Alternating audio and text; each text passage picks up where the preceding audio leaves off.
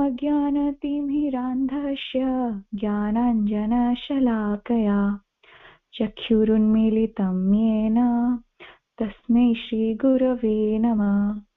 श्रीचैतन्यमनोभीष्टं स्थापितं येन भूतले स्वयं रूपः कदा मह्यं ददाति स्वपदान्तिकम्। वन्देऽहं श्रीगुरो श्रीयुतपदकमलं श्रीगुरन् वैष्णवांश्च श्रीरूपं सागरजातं सहगण रघुनाथान्वितं तं सजीवं साद्वैतं सावधूतं परिजनसहितं कृष्णचैतन्यदेवं श्रीराधाकृष्णपादान् सहगण ललिता श्रीविशाखान्वितांश्च। हे कृष्ण करुणा सिन्धु दीनबन्धु जगत्पते गोपीश गोपिकान्त राधाकान्त नमस्तुते। तत्प्रकाञ्चन गौराङ्गी राधे वृन्दावनेश्वरी वृषभानुसुते देवी प्रणमामि हरिप्रिये। वाञ्छाकल्पतरुभ्यश्च कृपा सिन्धुभ्येव च पतितानां पावनेभ्यो वैष्णवेभ्यो नमो नमः। जय श्री कृष्ण चैतन्य प्रभु नित्यानंद श्री अद्वैत गदाधर श्रीवासादि गौर भक्त वृंद। हरे कृष्ण कृष्ण कृष्ण हरे हरे हरे राम राम राम हरे हरे। हरे कृष्ण, दंडवत प्रणाम आप सभी को। तो आज हम स्टार्ट करते हैं भगवत गीता चैप्टर 1 श्लोक 36।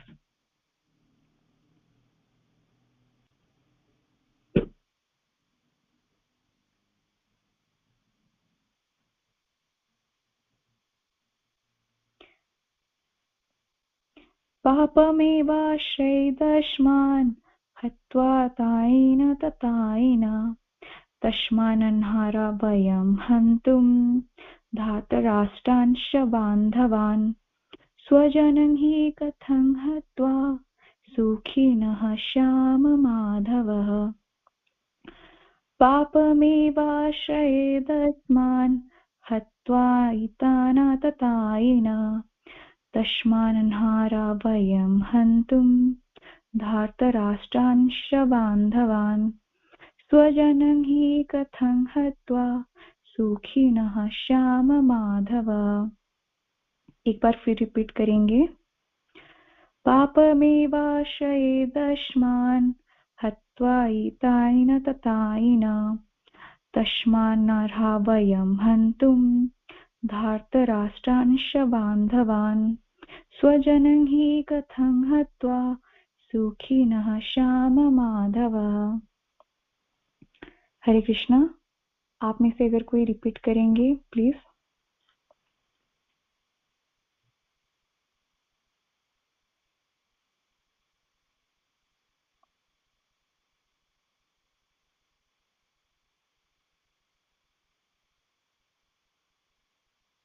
हरे कृष्णा, आप में से कोई रिपीट करना चाहेंगे, कोई पढ़ना चाहेंगे?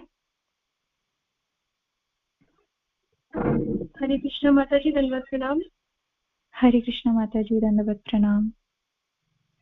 पापमेवाश्रयेदेव आश्रयेद्मां हत्वा यतायानं तस्मानं वयं हन्तु धार्तराष्ट्रान् सम्बान्धवान् स्वजनं हि कथं हत्वं सुखिनं श्याम माधव। हरे कृष्ण, दंडवत प्रणाम। थैंक यू माता जी। और कोई रिपीट करना चाहेंगे प्लीज? हरे कृष्ण माता जी, दंडवत प्रणाम। हरे कृष्ण माता जी, दंडवत प्रणाम। पापमेवा आश्रयते हत्वा वेतान् आतितायिनः तस्मान्नहारे वयं हन्तुं धार्तराष्ट्रसन्वसान्धवान् स्वजनं हि कथं हत्वा सुखिनः श्याम माधव। हरे कृष्ण माता जी, दंडवत प्रणाम। थैंक यू माता जी। और कोई पढ़ना चाहेंगे प्लीज? हरे कृष्ण माता जी। हरे कृष्ण माता जी, दंडवत प्रणाम। Yes, continue. यस माता जी।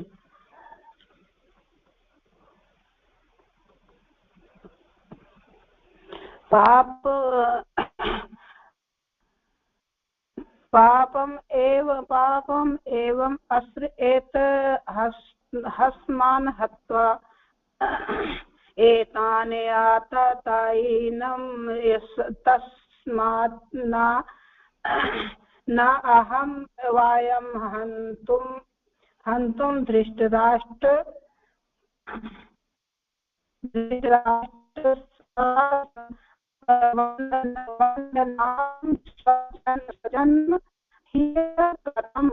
ही कथं हत्वा सुखानि स्याम। हरे कृष्ण माता जी। हरे कृष्ण। हरे कृष्ण माता जी, दंडवत प्रणाम। और कोई पढ़ना चाहेंगे प्लीज? हरे कृष्ण माता जी, दंडवत प्रणाम। हरे कृष्ण माता जी, दंडवत प्रणाम।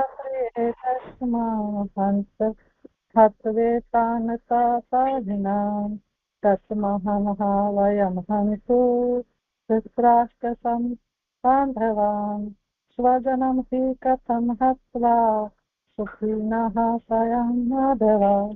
हरे कृष्ण माता जी, दंडवत प्रणाम। हरे कृष्ण माता जी, दंडवत प्रणाम।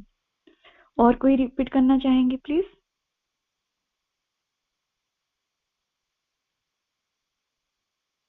हरे कृष्ण। और कोई पढ़ना चाहेंगे? हरे कृष्ण माता जी, दंडवत प्रणाम। हरे कृष्ण माता जी, दंडवत प्रणाम।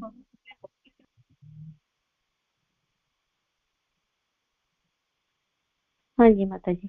पापमेवाश्रयेदस्मात् हत्वैतान् आततायिनः तस्मान्नारा वयं हन्तुं धातराष्ट्रान् बान्धवान् स्वजनं हि कथं हत्वा सुखनः स्याम माधव। हरे कृष्ण माता जी, दंडवत प्रणाम। थैंक यू माता जी। हरे कृष्ण, दंडवत प्रणाम।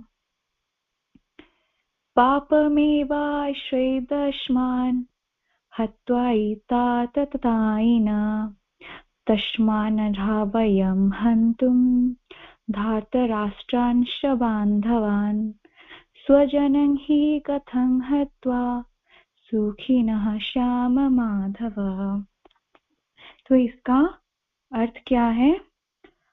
पापम एवा श्रयेदस्मान्, पापम यानी पाप, एव यानी निश्चय ही, और आश्रयत यानी लगेगा, पाप निश्चय ही लगेगा। पापम एवं आश्रयेदस्मान्, अस्मान् यानी हमको, हत्वा ईताना ततायिना, हत्वा यानी मारकर, एतान इन सब आतताइयों को, तस्मात् तस्मान अनहारा वयं हन्तुम, तस्मात् यानी अतः, न कभी नहीं, अर्हा यानी योग, वयम यानी हम, हन्तुम मारने के लिए, ये कभी मतलब ये बिल्कुल अयोग्य है मारने के लिए। धार्तराष्ट्रांश बांधवान, धार्तराष्ट्र यानी धृतराष्ट्र के पुत्र को, सबांधवान यानी उनके मित्रों सहित, स्वजनं ही कथं हत्वा, स्वजनम कुटुंबियों को, ही यानी निश्चय ही, कथम यानी कैसे, हत्वा मारकर, सुखिनः श्याम माधव, सुखिनः का मतलब सुखी, श्याम हम होंगे, माधव हे लक्ष्मीपति कृष्ण, अर्थात हम कैसे सुखी होंगे हे लक्ष्मीपति कृष्ण। इसका श्लोक का अर्थ है, यदि हम ऐसे आतताइयों का वध करते हैं तो हम पर पाप चढ़ेगा।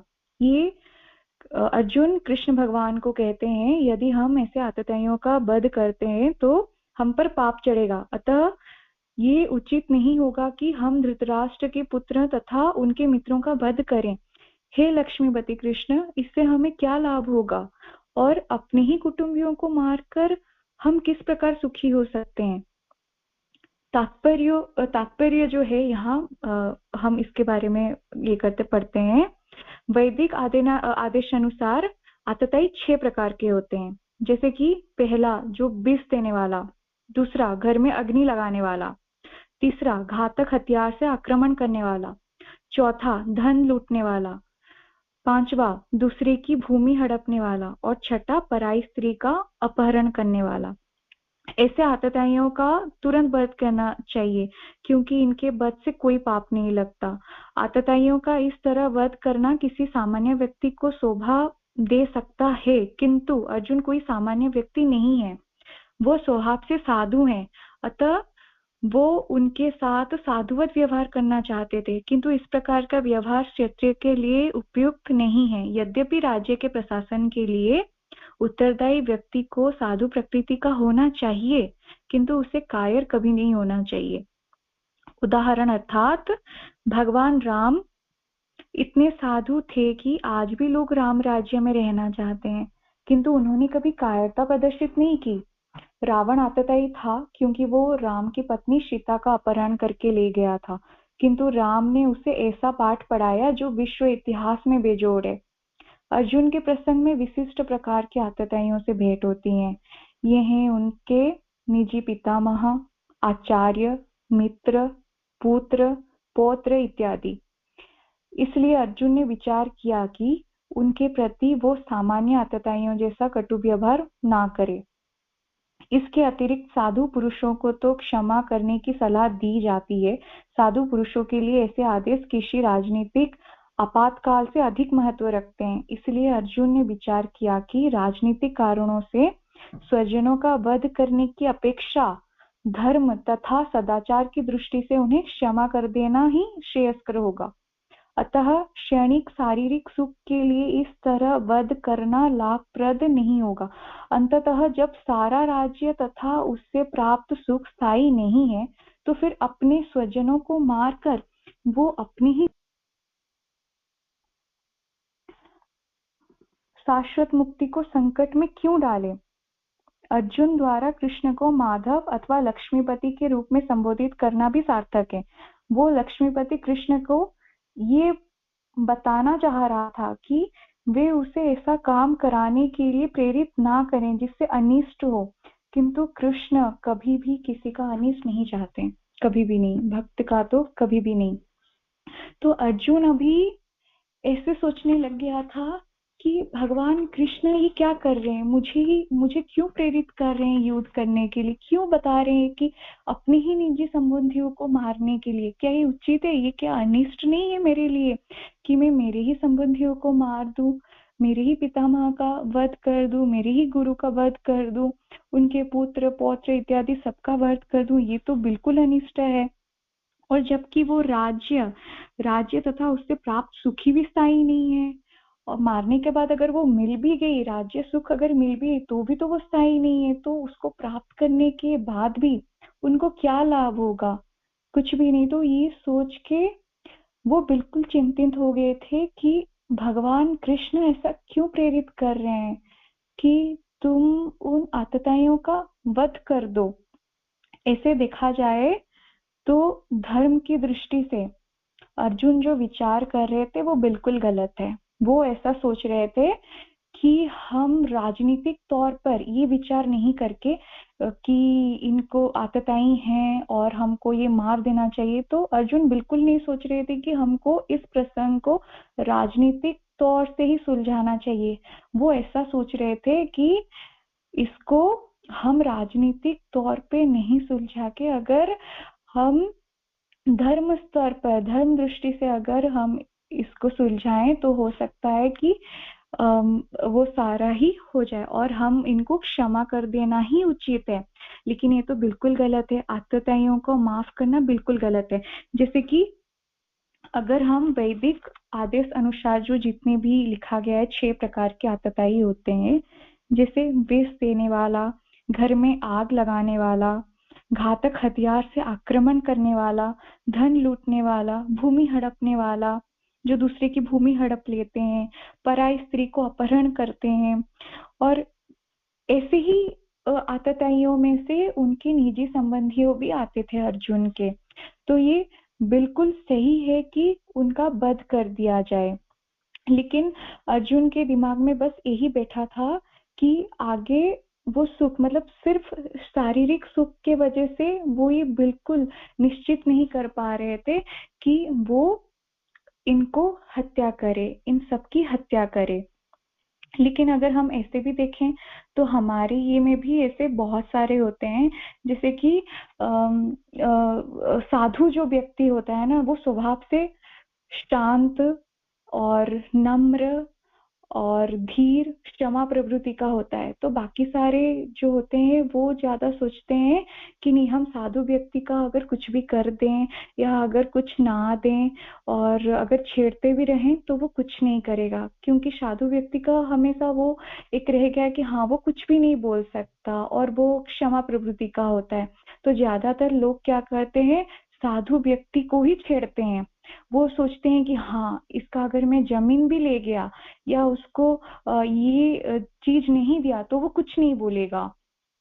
बहुत ऐसे भी होते हैं कि किसी के अगर दुकान, मतलब दो दुकानदार अगर हैं, एक साधु व्यक्ति और एक दूसरा मतलब है, तो क्या करते हैं, सपोज कूड़ा फेंकना है तो वो साधु व्यक्ति की ओर ही फेंकेगा, क्योंकि उसको अच्छे से पता है कि साधु व्यक्ति कुछ भी नहीं बोलेगा हमको, और वो क्षमा प्रवृत्ति का होता है। वो ये भी जानते हैं कि वो कूड़ा खुद ही उठा लेगा, इसलिए ज्यादातर साधु व्यक्ति को ही वो लोग मतलब हावी हो जाते हैं उनके ऊपर, ये सोच के कि हाँ ये कुछ भी नहीं बोलेगा, ये शांत है, नम्र है, कुछ बोल नहीं सकता, और ठगने भी लग जाते हैं, चीट करने लग जाते हैं। लेकिन साधु व्यक्ति ठीक है, क्षमा प्रवृत्ति के होते हैं, लेकिन हम बिल्कुल ऐसे नहीं बन जाएंगे कि जैसे हमको ठग लें। जैसे श्री राम भी शांत थे, वो भी साधु थे, लेकिन उनको कोई ठग नहीं पाया। उल्टा वो शांत होने के बाद भी मतलब अगर उनका उदाहरण हम देखें तो शांत, धीर और मर्यादा पुरुषोत्तम, और वो राम राज्य में भी लोग आज जाना चाहते हैं। और उनके बस एक काम, क्योंकि सीता को अपहरण करके ले गया था रावण, और वो क्योंकि आतताई था, 6 आतताइयों में एक आतताई था, क्योंकि वो अपहरण किया था, इस वजह से राम ने उसको ऐसा पाठ पढ़ाया और आज विश्व प्रसिद्ध है। वो हर किसी को सुनाया जाता है राम की कहानी, कि राम ने कैसे मतलब शांत प्रवृत्ति के होने के बाद भी, साधु होने के बाद भी, उन्होंने कैसे समाज में एक बहुत बड़ा इतिहास उन्होंने रचा, विश्व प्रसिद्ध इतिहास उन्होंने रचा। तो वैसे ही अर्जुन के लिए भी ये था कि भगवान कृष्ण ये समझाना चाह रहे थे कि नहीं, ये आतताई है, तो हमको वो मोह से निकल के, अर्जुन को वो मोह से निकल के उसको युद्ध करना था। और अगर देखा जाए तो भगवान कृष्ण भी शांति ही रखना चाहते थे, वो भी चाह रहे थे कि ये जो युद्ध है वो ना हो और कुछ भी अनिष्ट ना हो।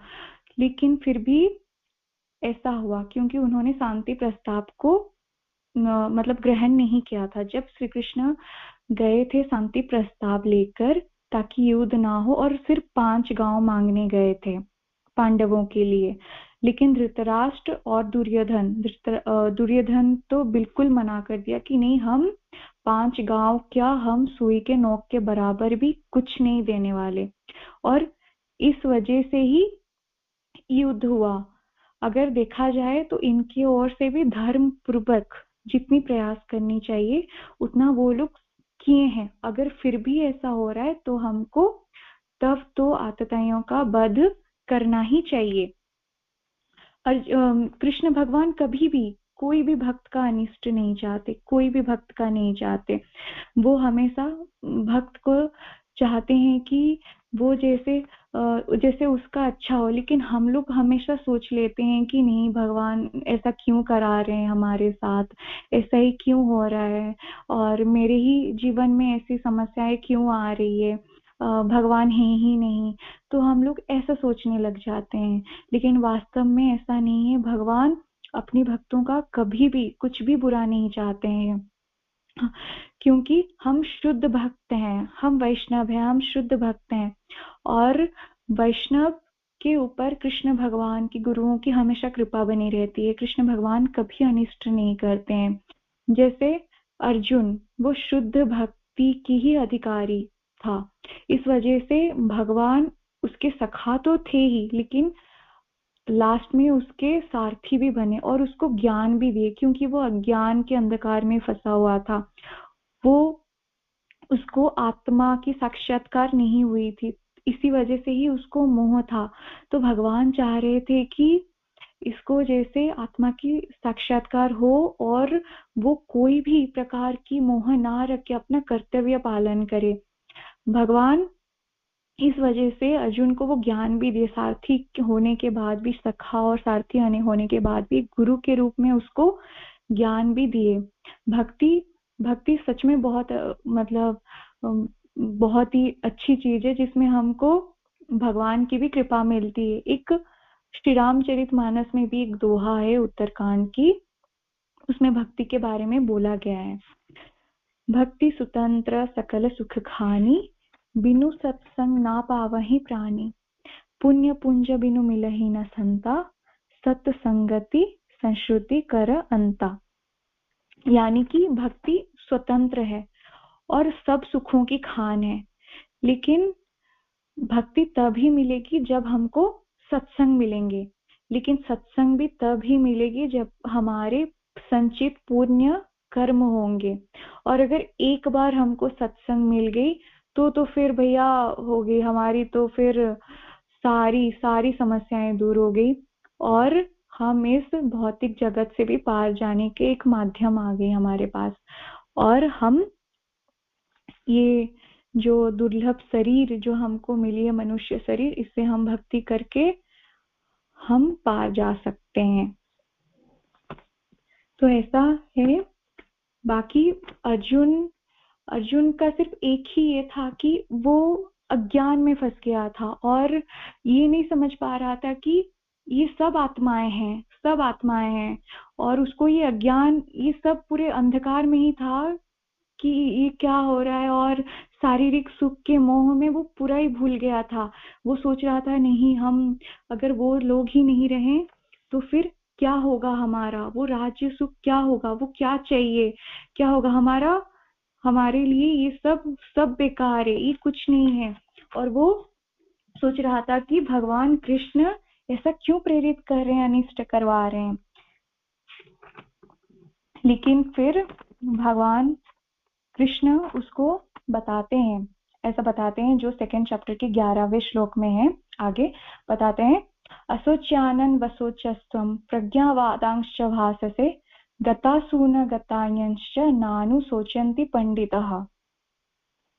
तो भगवान कृष्ण अर्जुन को कहते हैं, तुम ज्ञानी तो हो ही, लेकिन ऐसे अज्ञानी पूर्वक बातें कैसे कर सकते हो, जो सोचने का विषय ही नहीं है, तुम उस चीज पर क्यों सोच रहे हो। शारीरिक सुख जो कि ये बिल्कुल उचित नहीं है, लेकिन तुम उसके बारे में क्यों चिंता कर रहे हो, जो कभी हुआ ही नहीं है, अभी हुआ ही नहीं, तो उसके बारे में क्यों चिंता कर रहे हो।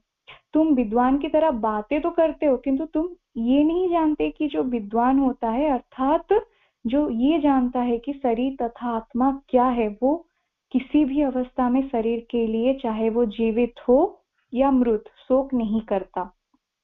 अर्जुन का तर्क था कि राजनीतिक और सामाजिक ये सबसे दूर आके वो धर्म पूर्वक ही सबको माफ कर दे। वो धर्म का महत्व ज्यादा है, तो सबसे वो ज्यादा धर्म के ऊपर चाह रहा था कि नहीं, धर्म के ऊपर माधव आप ये करिए, हम नहीं चाहते हैं राजनीतिक तौर पर युद्ध करना। तो वो बिल्कुल भी राजनीतिक तौर पर युद्ध करना नहीं चाहता था, किंतु उसे ये बिल्कुल भी ज्ञात नहीं था कि पदार्थ, आत्मा तथा परमेश्वर का ज्ञान धार्मिक सूत्र से भी अधिक महत्वपूर्ण है। और आध्यात्मिक विद्वान नहीं था वो, इसलिए भी वो शोक के सर्वथा अयोग्य वस्तु के लिए शोक कर रहा था। ये शरीर जन्मता है और आज या कल इसका विनाश निश्चित है, अतः शरीर उतना महत्वपूर्ण नहीं है जितना कि आत्मा है। जो इस सत्य को जानता है वही असली विद्वान है और उसके लिए शोक का कोई कारण नहीं हो सकता। तो भगवान कृष्ण अर्जुन को प्रयास करें कि जैसे वो मोह से निकल आए और उसका कर्तव्य का पालन करे। कर्मण्येवाधिकारस्ते मा फलेषु कदाचन मा कर्म फल हेतुर्भुर्मा ते संगस्व कर्मणि। भगवान कृष्ण कह रहे हैं कि बस तुम अर्जुन अपना कर्म करो, क्योंकि आतताई को मानना, ये युद्ध करना ही तुम्हारा कर्म है। और कौन तुम्हारा है निजी संबंधी, पितामह, गुरु, उनके पुत्र पौत्र, ये सब कुछ नहीं है, ये सब कुछ नहीं। तुम बस अपना युद्ध करो। लेकिन उसको बस एक चीज की ही मोह रहेगी कि नहीं, आगे राज्य सुख तो मिल जाएगी, लेकिन ये सब नहीं मिलेंगे। और बहुत बार ऐसा भी होता है, हम भी ऐसा सोचने लग जाते हैं कि हमारे अगर ये नहीं रहेगा तो हम इस चीज का क्या करें। बहुत बार हम भी माया में गिर जाते हैं। तो ये माया ही है जो हम ऐसा सोचने लग जाते हैं, क्योंकि हम अज्ञान में ही रहते हैं और हमको वो ज्ञान की प्रकाश नहीं मिली है अभी तक। तो हम भी बहुत बार ऐसा सोचने लग जाते हैं कि ये क्यों, अगर हमको ये चीज प्राप्ति नहीं होगी तो हम ये क्यों करें। तो हम भी बहुत बार ऐसा सोचने लग जाते हैं। तो अर्जुन जो है वो भी माया में गिरे हुए थे, वो भी अज्ञान के अंधकार में गिरे हुए थे। इसमें भगवान अर्जुन को फिर बताते हैं, देहिनोऽस्मिन् यथा देहे कौमारं यौवनं जरा तथा देहांतर प्राप्ति धीरस्तत्र न मोह्यन्ति। शरीर के जो अवस्थाएं हैं, बाल्य अवस्था, फिर कुमार अवस्था, फिर वृद्ध अवस्था, तो शरीर भी इस स्तर में ही अपना बदलता रहता है। इस अंतर से ही वो बदलता रहता है, अग्रसर करता रहता है। तो वैसे ही आत्मा भी जो है वो एक शरीर से दूसरे शरीर, एक शरीर से दूसरे शरीर, तो वो बदलता रहता है। और जो ज्ञानी है उसको कभी भी इस चीज पर कभी भी शौक नहीं होनी चाहिए।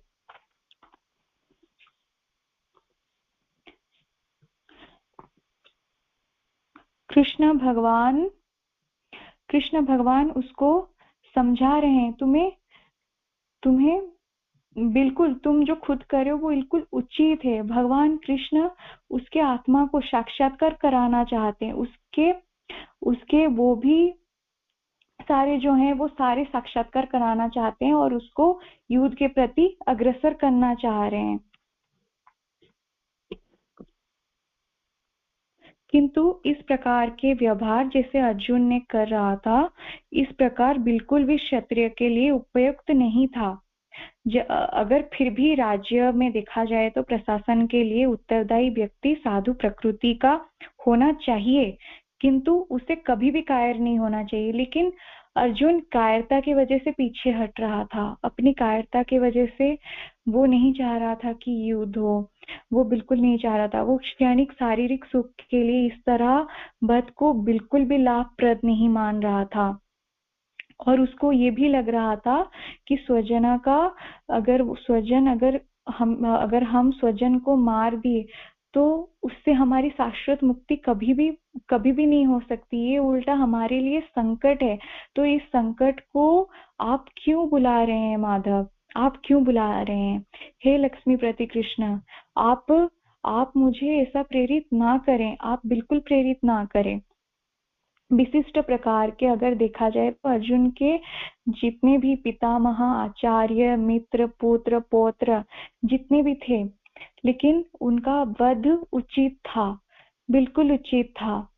क्योंकि ये भी है कि अर्जुन साधु पुरुष था और साधु को वैसे शिक्षा भी दी जाती है कि जैसे वो क्षमा कर दे, और अर्जुन जो कर रहा था वो भी बिल्कुल उचित था। लेकिन अगर वो आतताई नहीं होते कुछ जगह पे, हाँ ठीक है, लेकिन अर्जुन के साथ जो हुआ, उन्होंने द्रौपदी का वस्त्र हरण किया था जितने भी भरी सभा में, और फिर भी ये लोग धर्म पूर्वक ही काम कर रहे थे। कृष्ण भगवान भी शांति प्रस्ताव लेके गए थे धृतराष्ट्र के आगे, दुर्योधन के आगे, लेकिन कोई भी उसको एक्सेप्ट नहीं किए थे, कोई भी नहीं। और वो लोग चाहते थे कि सारा ही संपत्ति वो सब कौरव के पास रहे और पांडवों को कुछ भी नहीं मिले। वो लालच के कारण, वो लालच थी, और कौरवों के भी इस वजह से ही बाद में आकर विनाश हुई।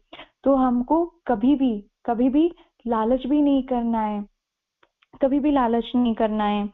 और धर्म और सदाचार से ही हमको ये करना है। जैसे श्री राम भगवान से भी हमको बहुत सारा कुछ सीखना चाहिए, क्योंकि वो शांत होने के बाद भी और नम्र क्षमा प्रवृत्ति होने के बाद भी उनसे हमको बहुत कुछ सीखना चाहिए। जैसे कि उन्होंने रावण का वध किया था, और ऐसे ही बहुत सारे, अगर हम बात करें साधुओं की, बहुत सारी प्रकृति तो होती ही है, लेकिन उनका बहुत सारे लोग भी मिस यूटिलाइज भी करते हैं उसको, कि हाँ ये साधु हैं और ये कुछ भी नहीं बोलेगा, ये हमको कुछ भी नहीं करेगा और कुछ बोलेगा नहीं। बहुत सारे स्तर पे ऐसा भी होता हुआ देखा गया है कि जमीन के स्तर पे भी वो लोग जमीन भी नहीं देते हैं।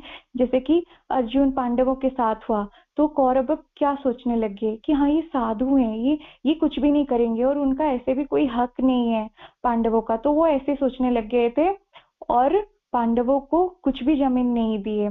ऐसे हमारे भौतिक संसार में भी ऐसे ही घटनाएं होती हैं।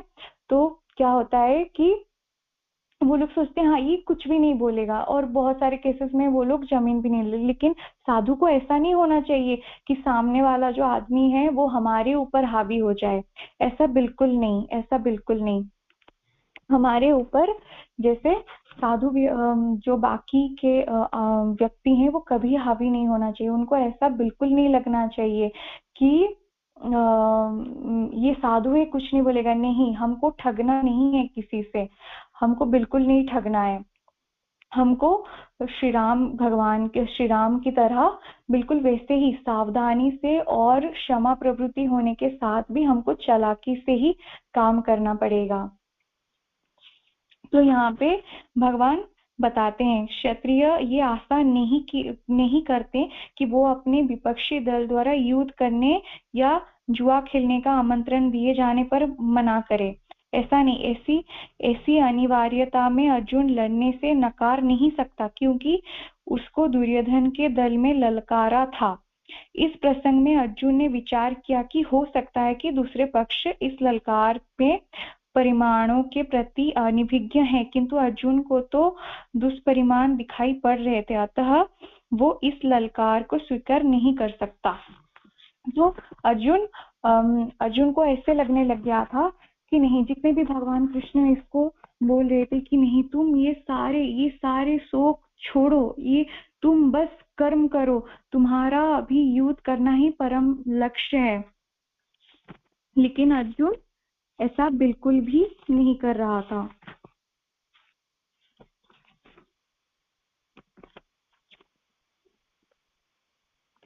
और अगर बात करें, कृष्ण भगवान अर्जुन को कह रहे हैं, हे कुंती पुत्र, सुख तथा दुख का क्षणिक उदय तथा काल क्रम में उनका अंतर्धान होना सर्दी तथा गर्मी की ऋतुओं के आने जाने के समान है। हे अर्जुन, वे इंद्रिय बोध से उत्पन्न होते हैं और मनुष्यों को चाहिए कि अविचल भाव से उनको सहन करना सीखे। प्रत्येक जीव को एक व्यष्टि आत्मा है, और हम प्रत्येक जीव तो व्यष्टि आत्मा है और वो प्रतिक्षण अपना शरीर बदलता रहता है, कभी बालक के रूप में, कभी युवा तथा कभी वृद्ध पुरुष के रूप में भी बदलता रहता है। तो भी आत्मा वही रहता है, उसमें कोई परिवर्तन नहीं होता। वो व्यष्टि आत्मा मृत्यु होने पर अंततः एक शरीर बदलकर दूसरे शरीर में देहांतरण कर जाता है, और चूंकि अगले जन्म में इसको शरीर मिलना अवश्य भावी है, चाहे वो शरीर आध्यात्मिक हो या भौतिक। अतः अर्जुन के लिए ना तो भीष्म ना ही द्रोण के लिए शोक करने का कोई कारण था, अपितु उसे प्रसन्न होना चाहिए था कि वे अपने पुराने शरीर को बदलकर नए शरीर ग्रहण करेंगे और इस तरह वो नए शक्ति प्राप्त करेंगे। ऐसे शरीर परिवर्तन से जीवन में किए कर्म के अनुसार नाना प्रकार के सुखोपभोग या कष्टों का लेखा हो जाता है। क्योंकि भीष्म वो द्रोण साधु पुरुष थे, इसलिए अगले जन्म में उन्हें आध्यात्मिक शरीर प्राप्त होंगे, नहीं तो कम से कम उन्हें स्वर्ग में भाग करने के अनुरूप शरीर तो प्राप्त होंगे ही। अतः दोनों ही दशाओं में शोक का कोई कारण नहीं था। जिस मनुष्य को व्यष्टि आत्मा, परमात्मा तथा भौतिक और आध्यात्मिक प्रकृति का पूर्ण ज्ञान होता है, वो धीर कहलाता है। ऐसा मनुष्य कभी भी शरीर परिवर्तन द्वारा ठगा नहीं जाता। आत्मा के एकात्मवाद का मायावादी सिद्धांत माया नहीं हो सकता, क्योंकि आत्मा के इस प्रकार विखंडन से परमेश्वर विखंडनीय या परिवर्तनशील हो जाएगा, जो परमात्मा के अपरिवर्तनीय होने के सिद्धांत के विरुद्ध होगा। गीता में पुष्टि हुई है कि परमात्मा के खंडों का शाश्वत सनातन अस्तित्व है, जिन्हें क्षय कहा जाता है, अर्थात उनमें भौतिक प्रकृति में गिरने की प्रवृत्ति होती है। ये भिन्न अंश खंड नित्य भिन्न रहते हैं, यहाँ तक कि मुक्ति के बाद भी व्यष्टि आत्मा जैसे या तैसे भिन्न अंश बना रहता है, किंतु एक बार मुक्त होने पर वो श्री भगवान के साथ सच्चिदानंद रूप में रहता है। परमात्मा पर प्रतिबिंबवाद का सिद्धांत व्यवहृत किया जा सकता है, जो प्रत्येक शरीर में विद्यमान रहता है। ये व्यष्टि जीव से भिन्न होता है। जब आकाश का प्रतिबिंब जल में पड़ता है तो प्रतिबिंब में सूर्य, चंद्र तथा तारे सभी कुछ रहते हैं। तारों की तुलना जीवों से तथा सूर्य या चंद्र की परमेश्वर से भी की जा सकती है। व्यष्टि अंश आत्मा को अर्जुन के रूप में और परमात्मा को श्री भगवान के रूप में प्रदर्शित किया जाता है, जैसा कि चतुर्थ अध्याय के प्रारंभ में स्पष्ट है। वे एक ही स्तर पर नहीं होते। यदि अर्जुन कृष्ण के समान स्तर पर हो और कृष्ण अर्जुन से श्रेष्ठतर हो, तो अगर कृष्ण अर्जुन से श्रेष्ठतर ना हो, तो उनमें उपदेशक तथा उपदिष्ट का संबंध अंतरहीन होगा। यदि ये दोनों माया द्वारा मोहित होते हैं, तो एक को उपदेशक तथा दूसरे को उपदिष्ट होने की कोई आवश्यकता नहीं है। ऐसा उपदेश व्यर्थ होगा, क्योंकि माया के चुंगल में रहकर कोई भी प्रामाणिक उपदेशक नहीं बन सकता। ऐसी परिस्थितियों में ये मान लिया जाता है कि भगवान कृष्ण परमेश्वर हैं और पद पद में माया द्वारा विस्मृत अर्जुन रूपी जीव से श्रेष्ठ हैं। कर्तव्य निर्वाह करते हुए मनुष्य को सुख तथा दुख के क्षणिक आने जाने को सहन करने का अभ्यास करना ही चाहिए। वैदिक आदेश अनुसार मनुष्य को जनवरी फरवरी के मास में जो प्रातःकाल स्नान करना चाहिए, उस समय अत्यधिक ठंड पड़ती है, किंतु जो धार्मिक नियमों का पालन करने वाला है वो स्नान करने में तनिक भी झिझकता नहीं। इसी प्रकार एक गृहिणी भीषण से भीषण गर्मी की ऋतु में, जैसे मई जून के महीने में, भोजन पकाने में हिचकती नहीं। जलवायु संबंधी असुविधाएं होते हुए भी, अतः उसे अपने किसी मित्र या परिजन से भी युद्ध करना पड़े तो उसे असुविधाएं होते हुए भी मनुष्य को अपना कर्तव्य निभाना होता है। इस प्रकार युद्ध करना क्षत्रिय का धर्म है, अतः उसे अपने किसी मित्र या परिजन से भी युद्ध करना पड़े तो उसे अपना धर्म से विचलित नहीं होना चाहिए। मनुष्यों को ज्ञान प्राप्त करने के लिए धर्म के विधि विधान पालन करने होते हैं, क्योंकि ज्ञान तथा भक्ति से ही मनुष्य अपने आप को माया के बंधन से छुड़ा सकता है। अर्जुन को जिन दो नामों में संबोधित किया गया है वो भी महत्वपूर्ण है। कौन्तेय कहकर संबोधित करने से ये प्रकट होता है कि वो अपनी माता की ओर मातृकुल से संबंधित है, और भारत कहने से उसे पिता की ओर पितृकुल से संबंधित संबंध प्रकट होता है। दोनों ओर से ही उसको महान विरासत प्राप्त होने के फलस्वरूप कर्तव्य निर्वाह का उत्तरदायित्व आ पड़ता है। अतः अर्जुन युद्ध से विमुख नहीं हो सकता।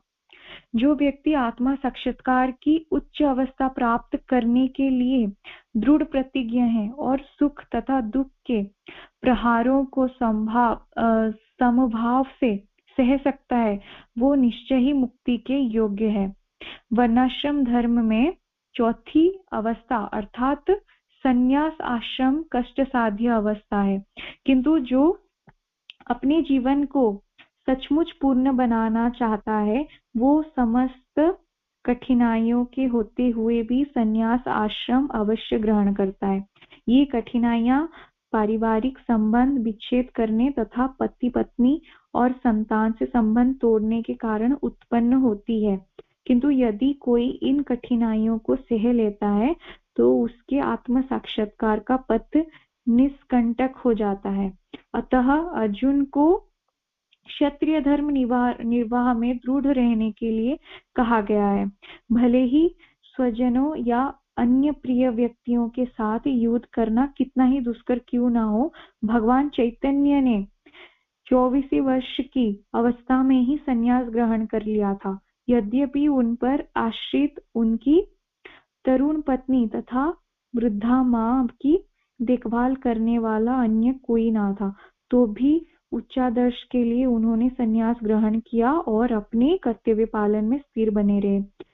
भवबंधन से मुक्त पाने का यही एकमात्र उपाय है।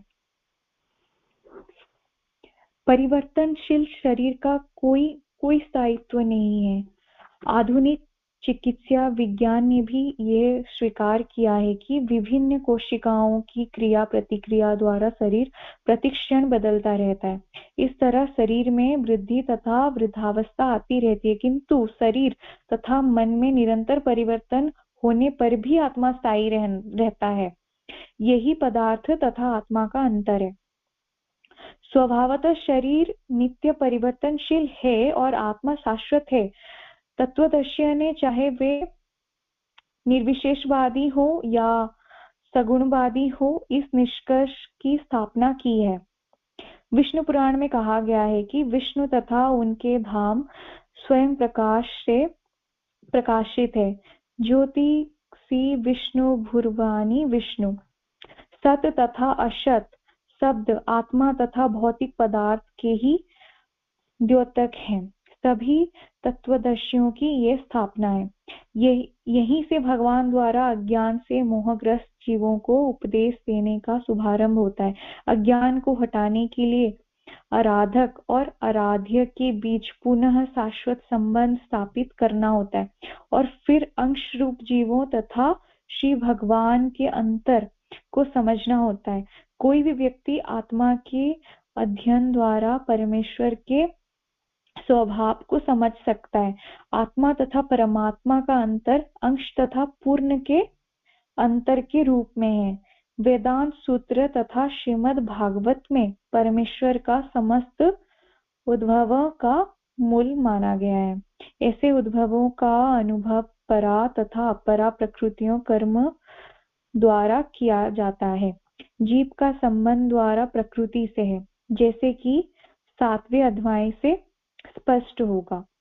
यद्यपि शक्ति तथा या प्रकृति का गुण, अतः सारे जीव उसी तरह परमेश्वर के सदैव अधीन रहते हैं जिस तरह सेवक स्वामी या शिष्य गुरु के अधीन रहता है। अज्ञान अवस्था में ऐसे स्पष्ट ज्ञान का समझ पाना असंभव है। अतः ऐसे अज्ञान को दूर करने के लिए सदा सर्वदा के लिए जीवों को प्रबुद्ध करने हेतु भगवान भगवत गीता का उपदेश देते हैं।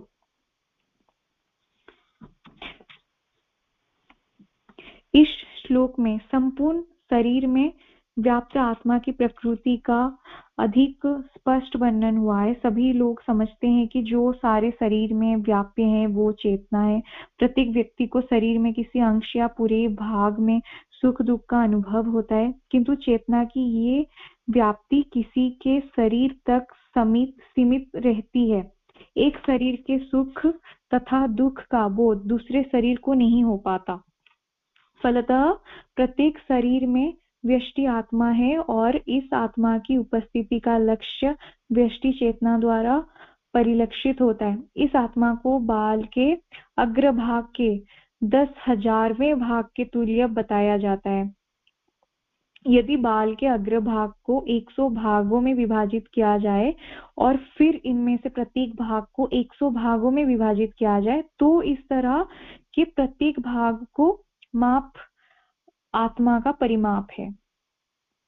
आत्मा के परमाणुओं के अनंत कण हैं जो माप में बाल के अगले भाग के 10,000 भाग के बराबर है। इस प्रकार आत्मा का प्रत्येक कण भौतिक परमाणु से भी छोटे हैं और ऐसे असंख्य कण हैं। यह अत्यंत लघु आत्मा स्फुलिंग भौतिक शरीर का मूल आधार है और इस आत्मा स्फुलिंग का प्रभाव सारे शरीर में उसी तरह व्याप्त है जिस प्रकार किसी औषधि का प्रभाव व्याप्त रहता है। आत्मा की ये धारा, विद्युत धारा, सारे शरीर में चेतना के रूप में अनुभव की जाती है और यही आत्मा के अस्तित्व का प्रमाण है।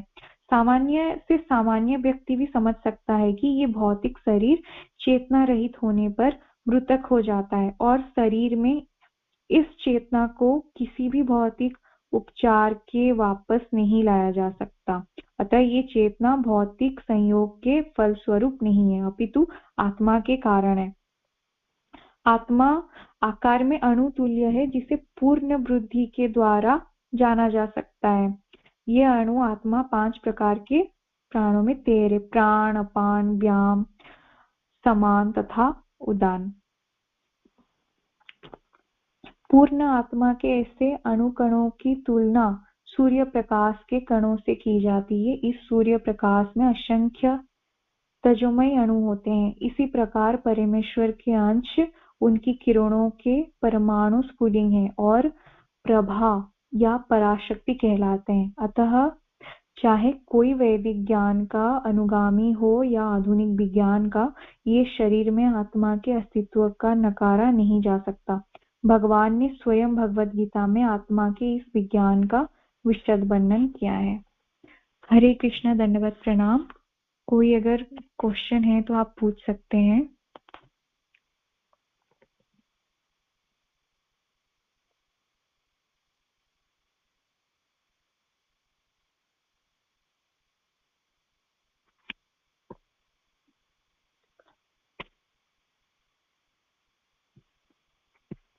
कुछ अगर सवाल हो तो पूछ सकते हैं। हरे कृष्ण। प्रणाम माता जी, थैंक यू। बहुत सुंदर क्लास दी आपने, बहुत सुंदर ब्यूटीफुल क्लास। और क्लास का फर्स्ट टाइम क्लास आपका ये, बहुत अच्छी क्लास। और सारे आपने बहुत सुंदर तरीके से श्रील प्रभुपाद की चीजों को व्यवहार किए, बहुत सुंदर। और आगे चल के आपका प्रचार भी बहुत अच्छा होगा और पूरे उड़ीसा, बंगाल और हिमाचल प्रदेश एंड एवरीवेयर बहुत अच्छा प्रचार कर पाएंगे आप। और बहुत सुंदर, बहुत सुंदर। और फ्लो भी बहुत अच्छा था और वॉइस भी पूरा अच्छे से आपने, मोशन सब कुछ बहुत अच्छा, बहुत सुंदर। थैंक यू माता जी, आप करते रहिए ऐसे आगे भी। और आप लोगों कोई प्रश्न है माता जी से तो प्लीज पूछिए, कुछ ऐड करना चाहते हैं कीजिए प्लीज। हरे कृष्ण माता जी, प्रणाम माता जी, बहुत सुंदर क्लास।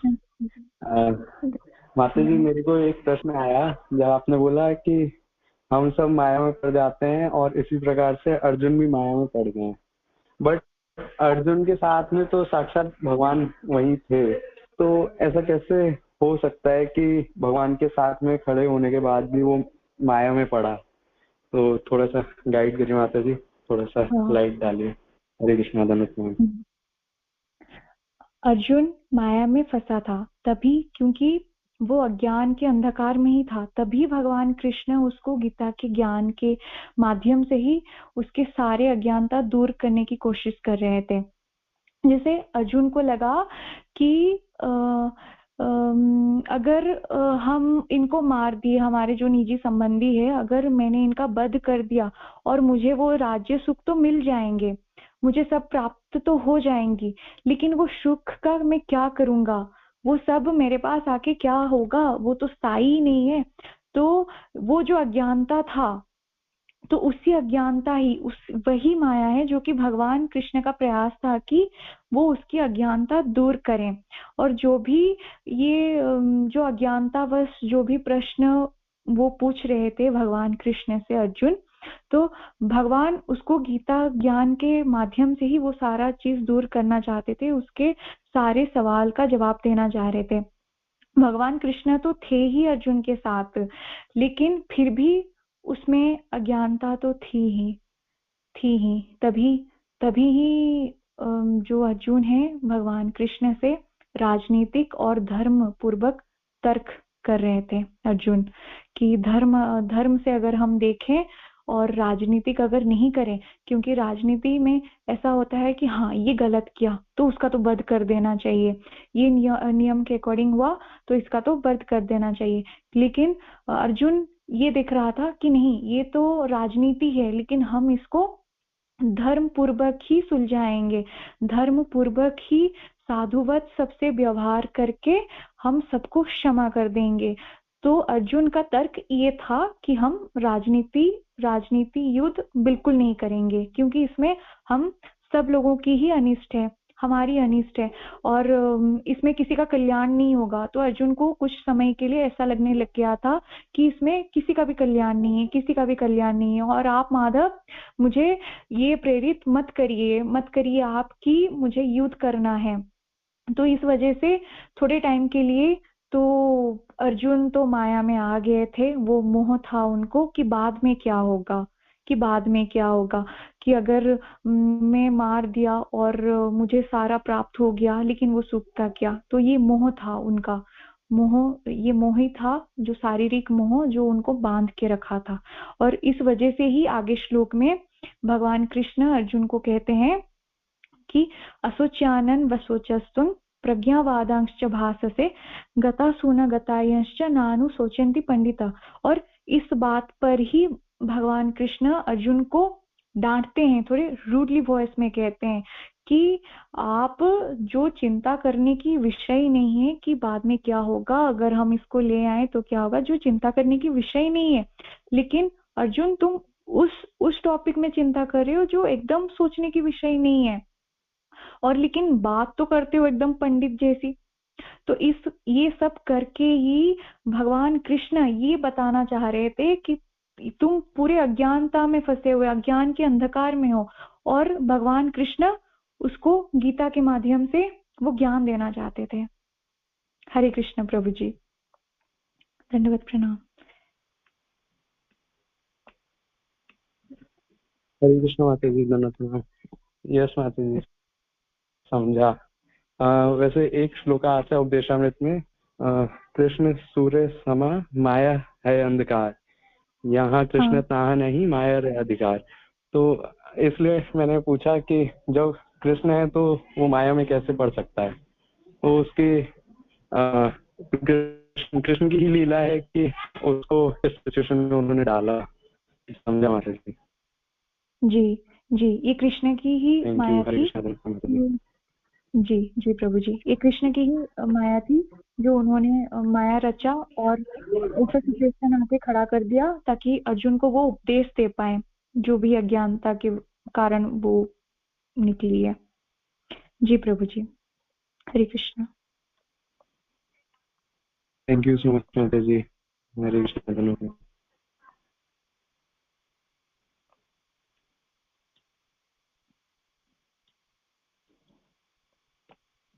और किसी का सवाल?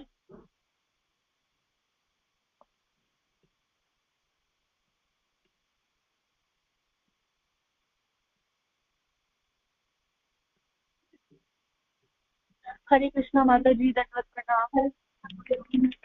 हरे कृष्ण माता जी, दंडवत प्रणाम। माता जी, मेरा एक प्रश्न ये था कि आपने बताया कि जो साधु पुरुष होते हैं उनको लोगों को नहीं ठगना चाहिए, क्योंकि साधु पुरुष सीधे स्वभाव के होते हैं, सरल स्वभाव के होते हैं।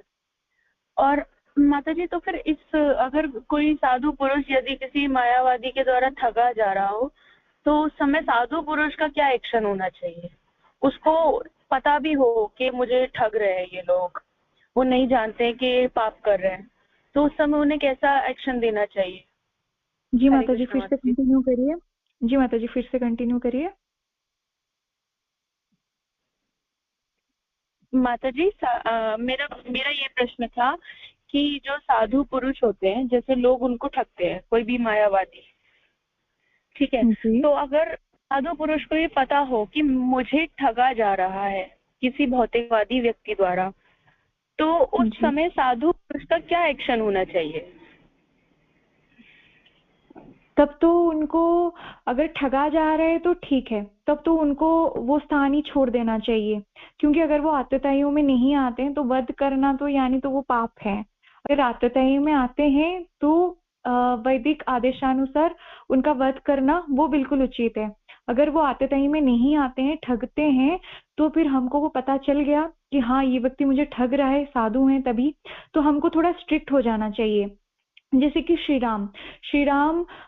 राम भी साधु ही थे, और उनका स्वभाव भी शांत था और नम्र प्रवृत्ति के थे, क्षमा प्रवृत्ति के थे। लेकिन फिर भी जब रावण ने ऐसा चीट किया और सीता को अपहरण करके लेके गया, तो श्री राम जी बहुत चालाकी से ऐसा किए और उसको ऐसा मजा भी चखाए रावण को, तभी एकदम पूरा प्रसिद्ध है उनकी कथा। ये वाली कथा बिल्कुल प्रसिद्ध है। तो जो साधु व्यक्ति भी है, अगर उसको लग रहा है कि कोई आदमी उसको ठग रहा है, या तो ऐसे करे कि हमको वो स्थान छोड़ देना चाहिए बिल्कुल। और अगर हम तर्क करेंगे तो तर्क से और भी बात आगे बढ़ेगी, तो इससे अच्छा है कि हम वो स्थान ही छोड़ देंगे कि आप ये करो, हमको ये सब में नहीं पढ़ना, और आपको मतलब हम स्थान छोड़ देंगे उससे। जी माता जी, क्या मैं आंसर दे पाई? जी माता जी, थैंक यू माता जी। हरे कृष्णा, वेरी वंडरफुल क्लास। हरे कृष्णा माता जी, दंडवत प्रणाम।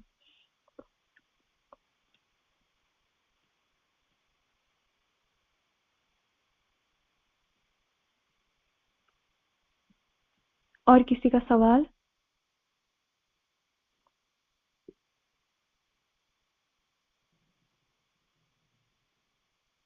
तो हम क्लास को वाइंड अप करते हैं। वाञ्छाकल्पतरुभ्यश्च कृपा सिन्धुभ्यैव च पतितानां पावनेभ्यो वैष्णवेभ्यो नमो नमः। गुरु महाराज की जय।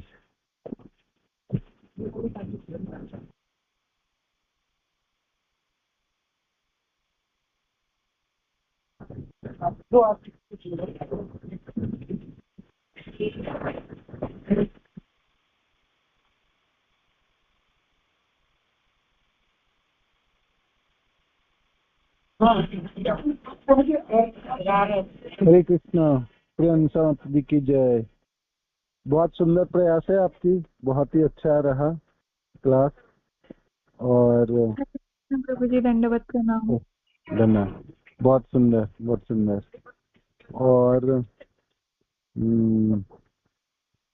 आपकी वाणियों में तो मिठास है, और आपने बिल्कुल घबराई नहीं, और बेस फ्लो आपकी बहुत अच्छे हैं। तो आपने ऐसे प्रयास करते रहो आगे, और तो फिर बहुत सुंदर होगी, है ना। प्रचार में आपको उड़ीसा प्रचार करना है ना सब जगह, तो क्लास की प्रयोजन पड़ेगी। धन्यवाद। हरि बोल, हरे कृष्णा, धन्यवाद प्रणाम, हरि बोल। थैंक यू प्रभु जी। हरे कृष्णा, दंडवत प्रणाम।